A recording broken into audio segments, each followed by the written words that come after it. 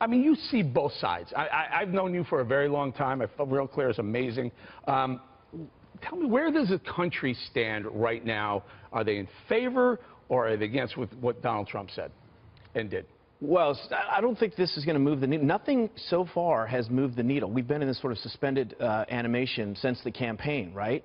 Democrats hate Donald Trump. They hate this decision. They've already given him an 8% approval rating, so this is going to change any of that. Republicans, by and large, have stood with him on a variety of decisions. I think this is the decision that his base likes. It's a campaign promise, one of his main campaign promises.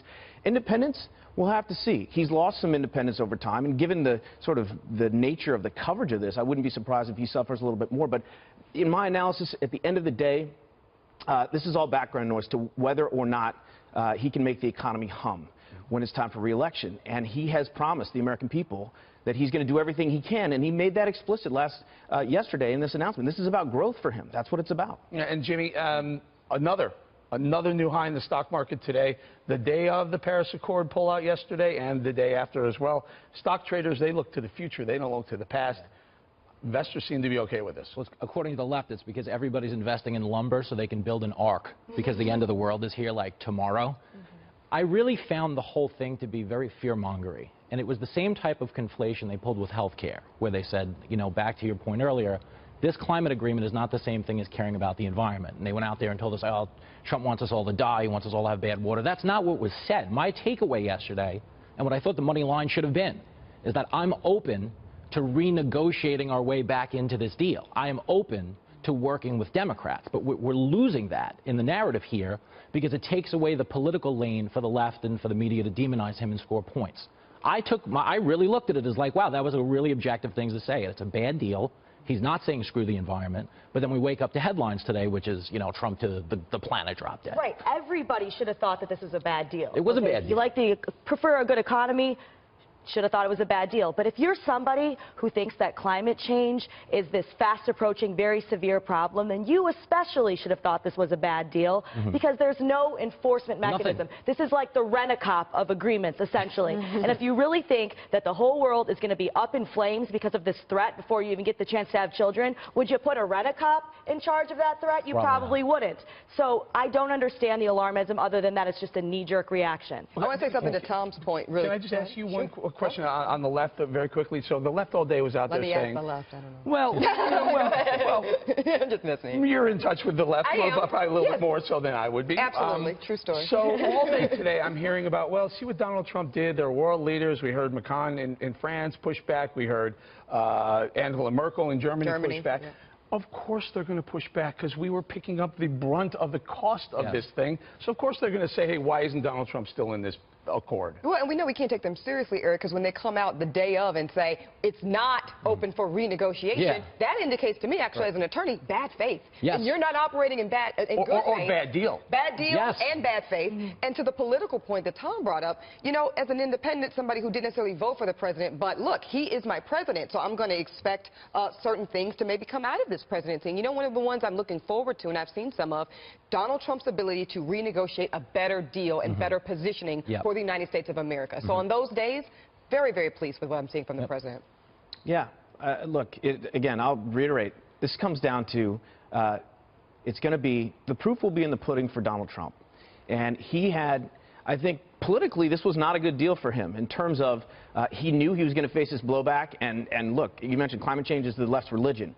So he knew he was going to face this. He nevertheless went out and did it anyway. So he's going to take the political heat for it. But he's doing it because he thinks it's the right thing to do for the American people and for the economy. Again, it comes back to the economy. And he said, look, I need 3% growth.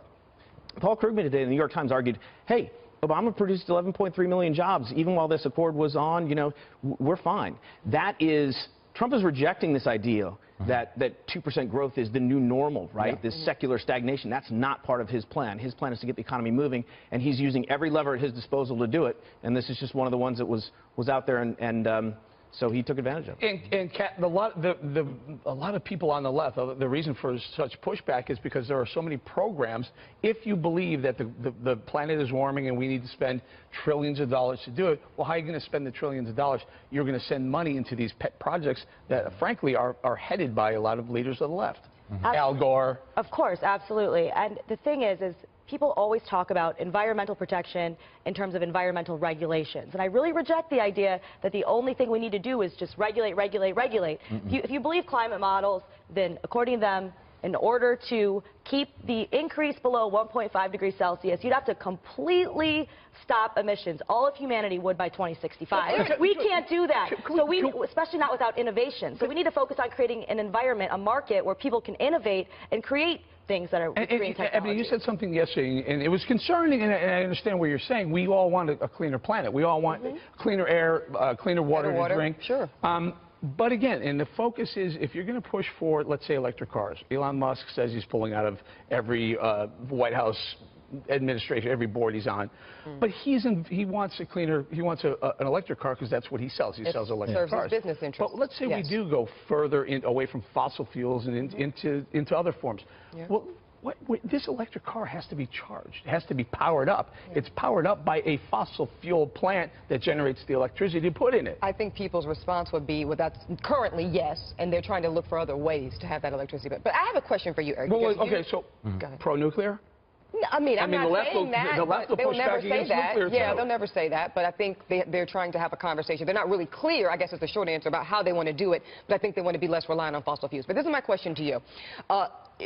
Ivanka and Jared Kushner, it's my understanding, supported the president staying in this deal. You are close to the Trump family. What do you think their influence was, and ultimately, why do you think President Trump decided against their advice on it? Well, I think, that, again, we've talked about this a couple of days. I think this fit right into the Trump agenda. Every single talking point, Tom, that he had throughout the campaign was, we were going to push back from the global community. We want to be national. We want sovereignty within. We want America first. Well, NATO isn't that. NAFTA isn't that. And this Paris Accord isn't that. So he's done everything he promised to do. I will tell you, and I am close with the family, that fact that both Ivanka and Jared weren't there, they had something to do. But it struck me as odd that they weren't at that Rose Garden ceremony yesterday. I mean, it's summed up in the one line that was the headline today. I was elected to represent Pittsburgh, not Paris. And by the way, that Pittsburgh mayor pushed back himself. Thanks anyway. Thanks anyway.